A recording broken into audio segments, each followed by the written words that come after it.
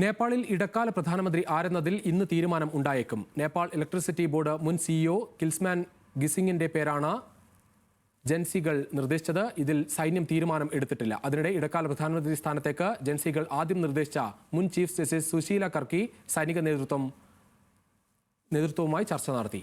നേപ്പാളിൽ സംഘർഷങ്ങളിൽ കൊല്ലപ്പെട്ടവരുടെ എണ്ണം 31. ഇടക്കാല പ്രധാനമന്ത്രി സ്ഥാനത്തേക്ക് പുതിയ പേര് നിർദ്ദേശിച്ച് ജൻസി പ്രതിഷേധ സംഘം. മുൻ ചീഫ് ജസ്റ്റിസ് സുശീല കർക്കിയുടെ പേരിനെ തള്ളിയാണ് നേപ്പാൾ ഇലക്ട്രിസിറ്റി ബോർഡ് മുൻ സിഇഒ കിൽമാൻ ഖീസിങ്ങിന്റെ പേര് നിർദ്ദേശിച്ചത്. ഇലക്ട്രിസിറ്റി ബോർഡിന്റെ നേതൃസ്ഥാനം ഏറ്റെടുത്ത് 2 മാസങ്ങൾക്കകം നേപ്പാളിലെ വൈദ്യുതി പ്രതിസന്ധിക്ക് പരിഹാരം കണ്ടെത്തിയതിലൂടെ ജനകീയനായ വ്യക്തിയാണ് ഖീസിംഗ്. ജനപ്രീതി ഉണ്ടായിട്ടും NEB സ്ഥാനത്ത് നിന്ന് പുറത്താക്കപ്പെട്ടു. പുറത്താക്കൽ രാഷ്ട്രീയ പ്രേരിത നീക്കമെന്ന് വിമർശനം അന്ന് ഉയർന്നിരുന്നു. ഇതെല്ലാം ഖീസിങ്ങിനെ പിന്തുണയ്ക്കാനുള്ള കാരണമായി ജൻസികൾ മുന്നോട്ട് വയ്ക്കുന്നു.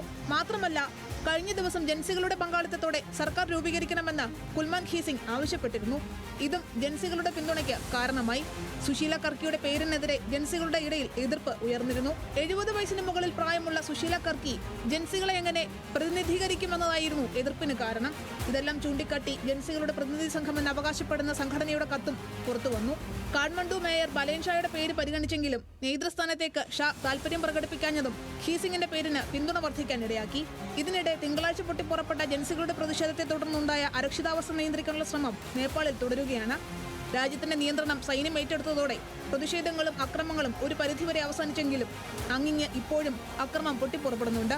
പ്രതിഷേധക്കാരുടെ നേതൃത്വത്തിൽ ജയിലിൽ നിന്ന് മോചിപ്പിച്ച തടവുകാരെ ഉൾപ്പെടെ കണ്ടെത്താനുള്ള ശ്രമങ്ങൾ ഇപ്പോഴും തുടരുകയാണ്. ഇതിനിടെ രാമച്ചാപ്പിലെ ജയിലിൽ നിന്ന് രക്ഷപ്പെടാനുള്ള തടവുകാരുടെ ശ്രമം സൈന്യം തടഞ്ഞു. സൈന്യവും തടവുകാരുമായി ഉണ്ടായ ഏറ്റുമുട്ടലിൽ 2 പേർ കൊല്ലപ്പെട്ടു. 10ലേറെ പേർക്ക് പരിക്കേറ്റു. പ്രതിഷേധക്കാർക്ക് പിന്തുണ പ്രഖ്യാപിച്ച് മുൻ പ്രധാനമന്ത്രിയും മാവോയിസ്റ്റ് നേതാവുമായ പ്രചണ്ഡയും മാവോയിസ്റ്റുകളും രംഗത്ത് വന്നു. ഇത് നിയന്ത്രണ വിധേയമായ പ്രതിഷേധത്തെ വീണ്ടും ശക്തമാക്കാൻ ഇടയാക്കുമെന്ന് ആശങ്കയും ഉയരുന്നുണ്ട്. News desk, news Malayalam.